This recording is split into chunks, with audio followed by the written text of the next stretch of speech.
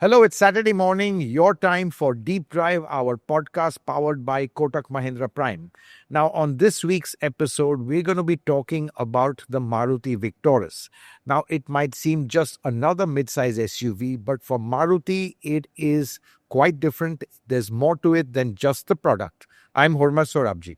And I'm Sergius Barretto. And absolutely, Hormazd, as you said, there's more to it than just the product because it kind of signals a very big shift in Maruti's, you can say almost thinking. It's moving away from the typical rational customer they were addressing all along, fuel efficiency driven, and they're looking more at exciting things. And I think that's what we need to discuss today, right? I mean, that's right. I think, they've tried that with the Nexa, let's say, channel. As you know, the Nexa channel is a premium channel. So they've done this with the Grand Vitara. Right. I think the key question is, why another Grand Vitara rival within the same, let's say, family? Because clearly, it's on spec. It's almost identical. Right. Same engine options, same transmissions. You've got an all-wheel drive version, you've got a hybrid version. So why would you do another mid-size SUV? Because clearly this is going to cannibalize from the Grand Vitara.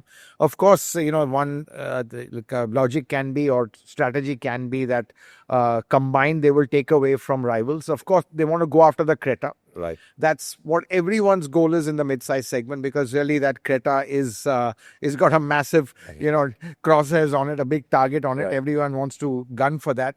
And with the Grand Vitara, they're limited with the Nexa channel, because I think they're just about 600 outlets, whereas with Arena it's 3,000. Right. So automatically by bringing this into Arena, they've got a stronger chance of penetrating the mid-size SUV segment a lot more.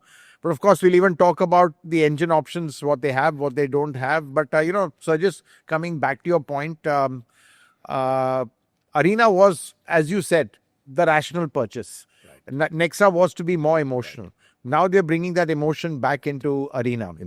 So I think clearly, it's interesting to see that shift in Maruti's thinking, because I think they've realized maybe rational doesn't sell as well as emotional. Yeah, absolutely, Hormazd. In fact, if we just go back, if you look at Maruti as a brand, they were always rational, even to the point of brand ads communicating things like fuel efficiency. I mean, beautiful ads. I'm sure you remember the little Sardaji kid, so cute. And he says, Ki karo papa, petrol khatam hi nahi hunda, Yeah. It just drove home that point. And as a brand, this was all about fuel efficiency. They made the most fuel efficient cars in India. But I think they kind of got carried away with that and lost the fun sort of angle, even with cars like the Swift. And we've discussed this before. We never had a Swift Sport. But we have CNG versions of cars. They've always played to that kind of, fuel efficiency card. Exactly. And their cars actually are the most fuel efficient. Yeah. That's true. And then they've ignored things which now they are addressing with Victoris. And the big ones, safety and features. Yeah. Both PNCAP and GNCAP. Yes, absolutely. I mean, they had statements, Hormazd, if you remember, and we've read these statements, released official statements from the company saying they don't recognize GNCAP as it's not a local body and they abide by all the local norms and regulations. That's right. And now they're volunteering they've not been picked, they've volunteered for these tests at GM. Yeah, I think, it's just their way of shutting up the trolls and social media. Exactly. BNCAP and GNCAP. So yeah, while we know it's not the ultimate metric of safety, but I think, we've seen that customers want it in today's age of social media. Really, its safety is very emotional, and it's worked brilliantly for Tata Motors and Mahindra. Right. In fact, if Tata Motors grabbed market share, the one, let's say, brand they did it from was Maruti.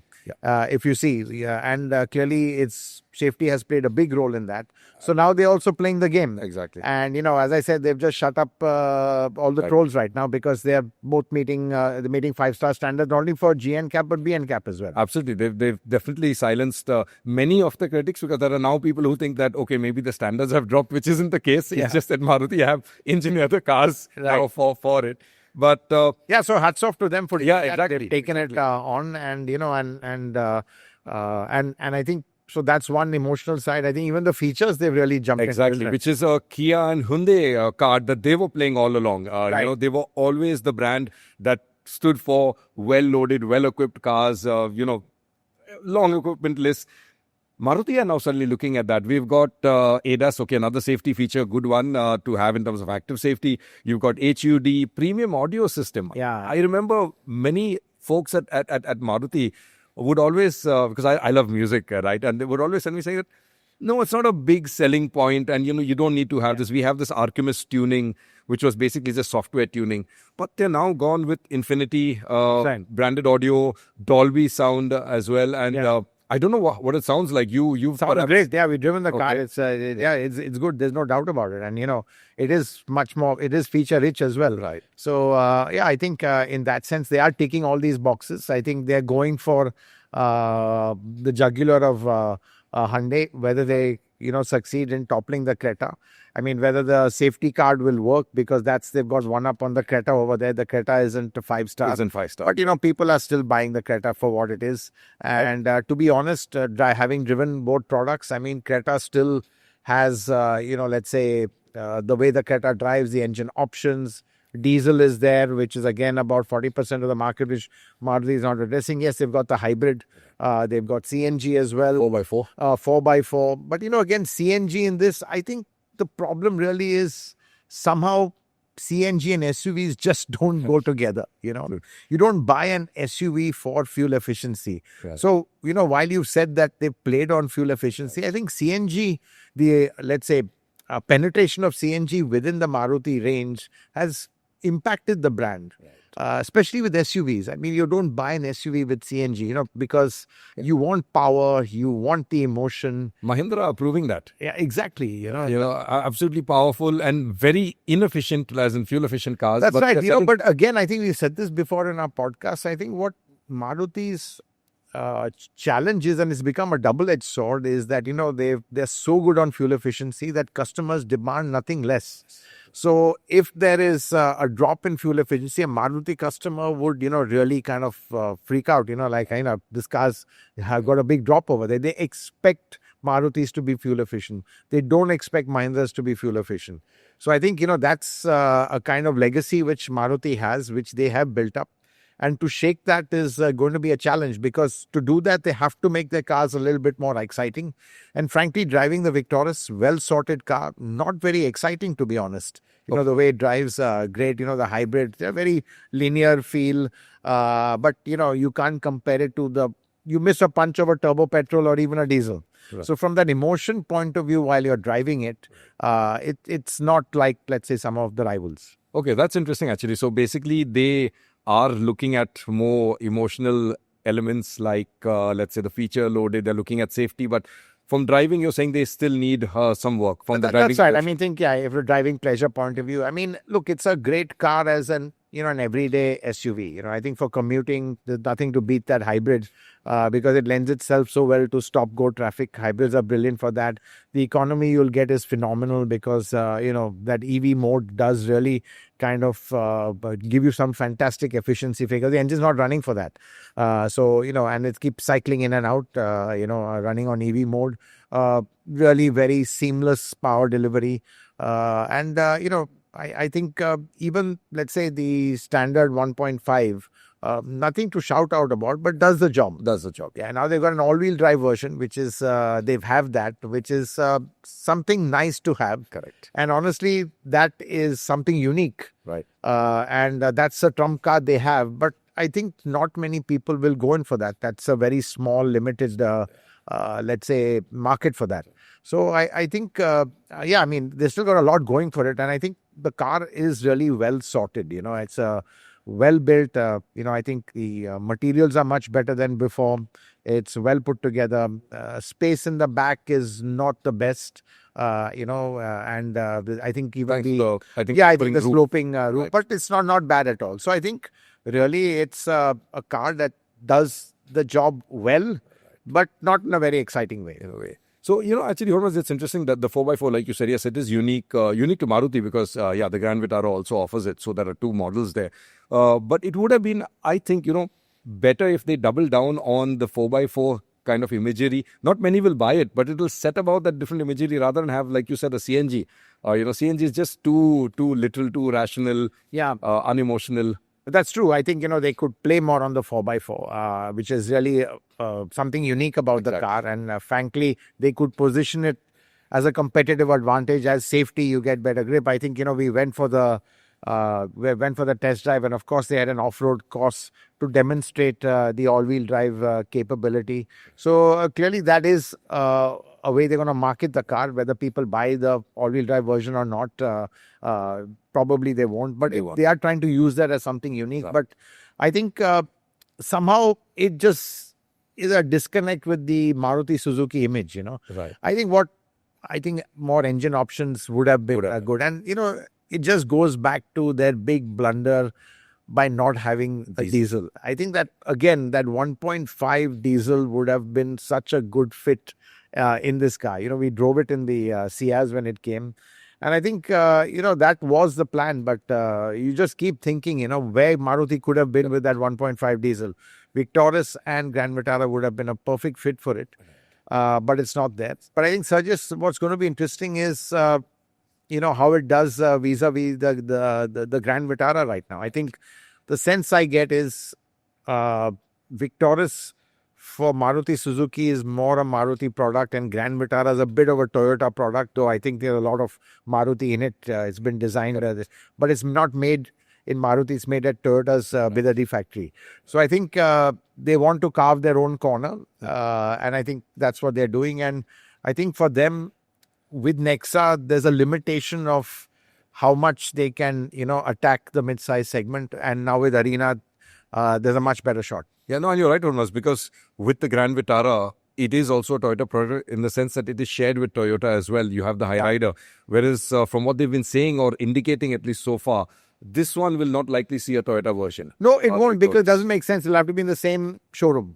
Right. It's just not going to happen because you can't have two similar products in the same showroom. At least for Maruti, logic is one for Nexa, one for Arena. So, it's separate. Correct. Physically separate. Exactly. So, though they both basically, Suzuki badged. But I think, so there's going to be no Toyota version of this. So, again, I would imagine Maruti will really want to push this as much as possible. What was another thing which I have to ask you, since you drove, the car, the Victoris? ADAS. Now, they have added this as a feature, but we have seen brands, when they add this feature, it can be as different as chalk and cheese when it comes to Indian conditions. Yeah. Is this just a plug and play, or did it feel like they did calibrate it for our Indian conditions? No, it worked fairly well. I did it, in the limited time I had with the car, it worked fairly well. And, I think one thing I will give to Maruti is they're just brilliant at calibration. Overall calibration as a science, as an art. Mm-hmm. The Maruti engineers, I think, probably the best in the business right now. And I mean, we've seen how they've done engine calibration. Right? They absolutely fine-tune it to a level no one else, because they spend a lot of time on it, lot of time. I think that's where that massive facility in Rohtak, the R&D facility or the test validation facility comes into play. And so I think in that sense, there's no a real issue with ADAS. But again, it's something which, again, Maruti playing to the safety quotient more and more along with the 5 stars. So Maruti clearly shifting more and more towards more emotion, trying to be more upmarket, more premium. The challenge really is the brand. Right. I think CNG is one thing that has, I think, genuinely hurt the brand. But I think, this car, very rich, looks quite, attractive for most people, and has the good road presence. So I think, in that sense, a lot of potential. Right. And, Hormazd, to your point of driving excitement, which is perhaps now the next sort of emotional tick box they need to target. There is something coming up, though. I don't know whether you will find it exciting enough, which is the EV, right? We've got another powertrain in a Suzuki SUV, electric e-Vitara. It is, I think, at least a different kind of excitement in the sense that you get that instant acceleration and things like that. We'll need to see how they've calibrated it, of course. But on the whole, I think even that will not sit into the same sort of SUV driving excitement. No, I think, clearly that's a global car. So I think one thing we can expect is in terms of quality, in terms of what the product is, it's global. Right. And how they price it remains to be seen. And clearly, but again, when you develop a car product for European markets and Japanese markets, it's very different from what Indian tastes and requirements are. You need a lot of that wow factor, and we've talked about it. EVs need to have a wow factor, whereas now in Europe it's gone the other way. It's just a powertrain choice. Exactly. They don't want it to look distinctly different, and we've seen that with the made that mistake. Made it very blob like a piece of soap. Very kind of slippery and streamlined. Yeah, exactly. And now even they are going back. We saw with the GLC EV to a standard look. So but over here I still think EVs need to look like EVs. They need to look more futuristic. So e-Vitara doesn't really tick all those boxes. But I think again, from Maruti and Suzuki's point of view, they've generally been on that conservative side in the way they kind of develop their products. So I think not since the Swift, which was really so radical when it came. And of course, that also has been dumbed down over the years. But I think that's just in their DNA. Right, absolutely. And, Hormazd, the exciting, like you said, the Swift, yes, it definitely was an exciting product that they may have dumbed down. They've had a few stabs at exciting products also in the past. Like if we look at the Zen carbon and steel, the two-door, looked different, spoke to an emotional kind of buyer. But again, limited units, half-hearted kind of attempt. Maybe Baleno RS as well, just plonked the engine in there, but didn't really do as much as, say, brands like Fiat. Which had the Abarth and, all new powertrain, suspension calibration and things like that. And then, Hormazd, there's also the Jimny, one of my almost pet peeves because I really like that product. But again, they kind of made an emotional kind of product that has a lot of character, real lot of character, oozes it, but strangled it with, rational things like fuel efficiency. I mean, that engine, you can see it's just struggling to meet a certain set target. And has no punch at all. Yeah, I mean, honestly, that engine kind of really lets the car down because, as I said, in an SUV, mid-range punch is really so much a part of an SUV's character and DNA, and it just doesn't have it. And, in that sense, even the Victoris, obviously, has got a lot more power and performance than the Jimny, especially with the hybrid where you get the, electric boost as well. But again, I think you're very right. I think, the Jimny should have done better. We expected it to do better. So it really raises the question, do people buy a Maruti for emotion, or is it just too kind of ingrained in their minds that this is a product that only a rational person will buy it? So do you think that, with the Victoris, this is a signal change that Maruti is now going to look at excitement as part of their kind of DNA, or is this a one-off? No, I think obviously they want to have that excitement. They want to have that emotion because people pay for that. Pay for it. Yeah. And there's margins in that. There's profit in that. Right. At the end of the day, it's really not just linked to volumes. No, yeah. When you start paying with your heart instead of your head, brands can make a lot more money. And we've seen that. Exactly. So I think we've seen Mahindra, the profits they make on their SUVs are just phenomenal. Exactly. When you see some of their products like, the body on frame, they're fundamentally quite low tech, but, they really are positioned at a premium and people pay a premium for that. So I think even for Maruti, they're trying that. I think Victoris will be an acid test as to, how customers take to it, especially the top-end variants. I mean, it's very attractively priced. I think for one, first thing is going to really hit the Grand Vitara. Right. Because I think it's even cheaper than the Grand Vitara. It is, exactly. With the same powertrains. Exactly. So why would you buy a Grand Vitara? Exactly. Now, you may argue it's a Nexa and all that, the marketing spiel which we get, different kind of customer. Right. But fundamentally, customers are the same. Correct. They don't care which showroom they got it from. Exactly. They care more about how it looks on the road, how it's perceived by others, and also how it drives. So I think in that sense, I would say that they put a lot into it. So as you said, let's say a branded audio, I think the fit finish is better. It's super rich, feels very well equipped. So I think they've ticked a lot of boxes. I think still, let's say, gaps in the powertrain, but that we spoke about why they can't have. So it's reasonably spacious as well. It's not that it's cramped, though the back seat isn't, I wouldn't say it's best in class, but it's not cramped either. And it as a no nonsense SUV drives really, really well.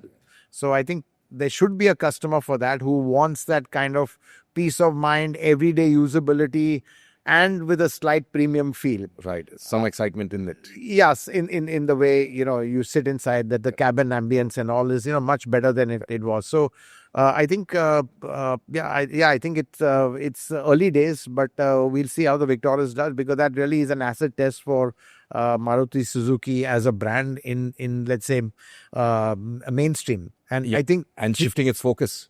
yeah, that's right. Arena, getting more premium. I mean, Arena was always the rational vehicles.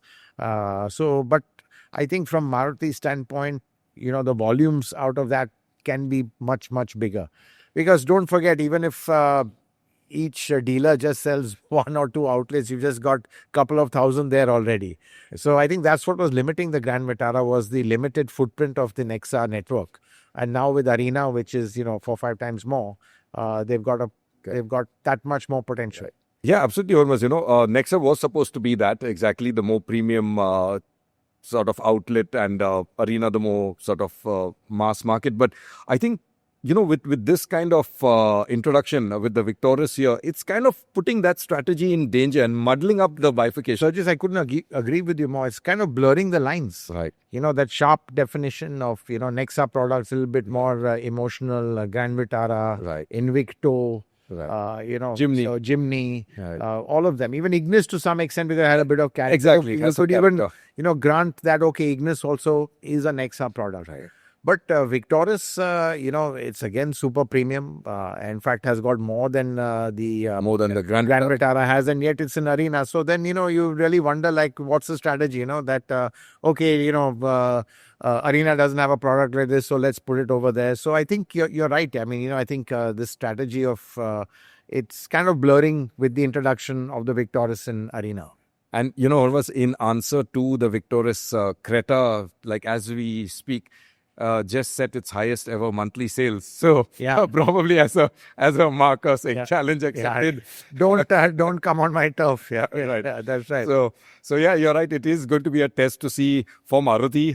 Can they play this kind of card? Can they go down this path of safety and features and things like that? But also, can they take on the Creta? Yeah, it's correct. Absolutely. And don't forget, though it's not doing great volumes, Creta's now even got an EV powertrain. Yes. So you've got a wide choice of powertrains from the Creta. And I think the widest, perhaps. Yeah, as we've seen, the Creta EV actually is a fantastic car. I think just slightly overpriced. That's what it was. But I think it would pick up slowly, and I think it is picking up. So clearly that adds to the overall Creta volume. So, and with Creta, just look at the powertrain options you've got. You've got petrol, you've got turbo petrol, you've got diesel, you've got EV. Okay, it doesn't have a hybrid, which the Victoris has, and it doesn't have CNG. Right. Now, let's say, what do the customers want? I think they still want a diesel. Hybrid, yes, but that's quite costly, and hybrid has a huge advantage in the city, as we've spoken about. CNG, I'm not so sure. And I wouldn't have put a CNG in this vehicle, not yet. Yeah, at least at launch, we would have kept it at a premium. It could have come in later as a variant down the line. Good. But so it's going to be interesting to see if the Victoris will be victorious. And with that, we'll end this week's episode of Deep Drive. Do hope you liked watching it or listening to it. And you can catch us every Saturday at the same time, same place. You know where to find us, on YouTube or on our podcast platforms, which is Apple Podcast and Spotify. Do keep watching. Do keep listening. See you again, same time next week, Saturday, 11 a.m.